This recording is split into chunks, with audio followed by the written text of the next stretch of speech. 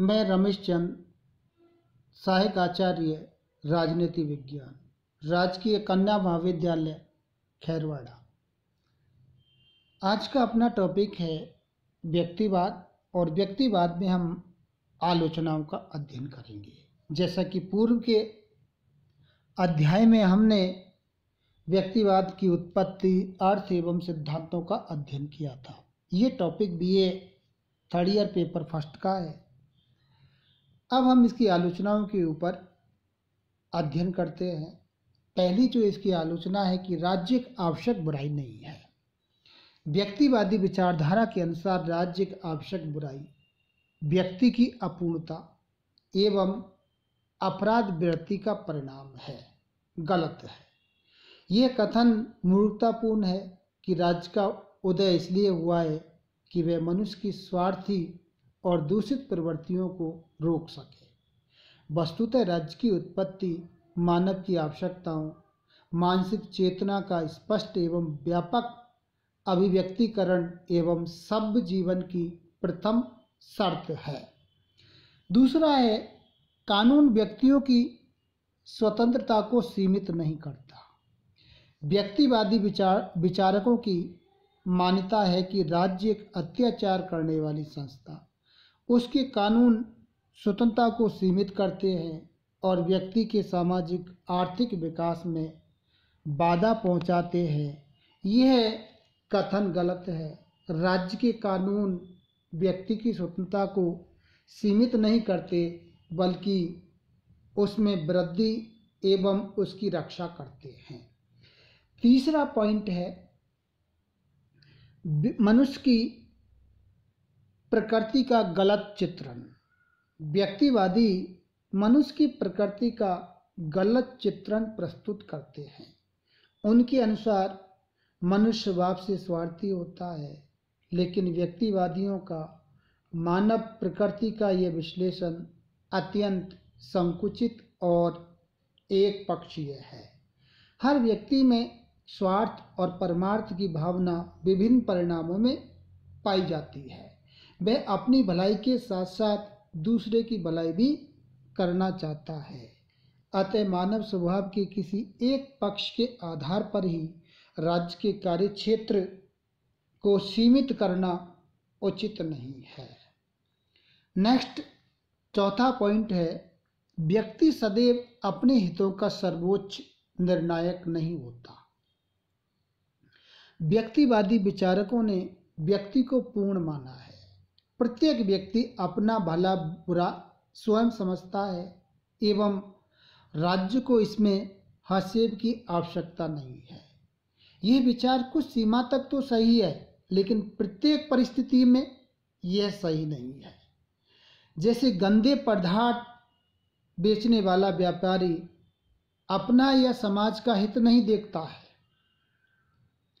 गाड़ी में यात्रा करने वाला यात्री पायदान पर अगर यात्रा करता है तो वो अपने हित और अहित को नहीं जानता। नेक्स्ट, अगला पॉइंट पांचवा है, राज्य सर्वबद्ध अयोग्य नहीं। व्यक्तिवादियों की यह धारणा गलत है कि राज्य एक अयोग्य संस्था है, और अनुभव यह बतलाता है कि मनुष्य के आर्थिक, सामाजिक और सांस्कृतिक क्षेत्र में अनेक सफलताएं प्राप्त की हैं। रूस, ब्रिटेन आदि देशों ने आर्थिक, सामाजिक अनेक कल्याणकारी कार्य अपने हाथों में लिए और उनमें सफलता मिली है। नेक्स्ट, योग्यतम का सिद्धांत गलत। व्यक्तिवादी विचारधारा का योग्यतम का सिद्धांत जितना भ्रांतिपूर्ण है, उतना ही अमानवीय भी है। यह सिद्धांत पशु तथा अन्य प्राणियों पर तो लागू हो सकता है, लेकिन मानव जीवन में उसकी सत्यता पर संदेह किया जा सकता है। नेक्स्ट, अगला पॉइंट है, प्रतियोगिता खतरनाक। व्यक्तिवादी विचारधारा अर्थशास्त्रियों का व्यावसायिक प्रतियोगिता का सिद्धांत हानिकारक तथा खतरनाक है।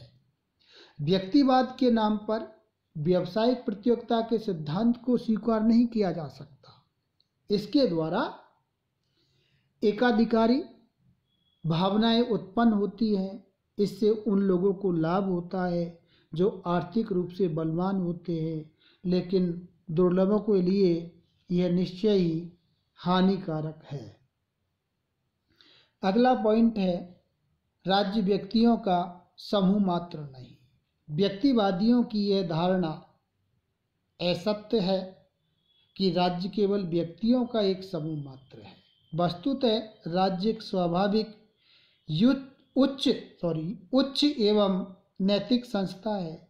इसकी तुलना हम किसी राजनीतिक, आर्थिक या मनोरंजन के लिए निर्मित संस्था से नहीं कर सकते।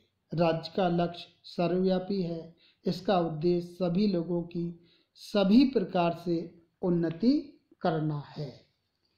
अगला पॉइंट है, व्यक्तिवाद के राजनीतिक और आर्थिक परिणाम भयंकर हुए हैं।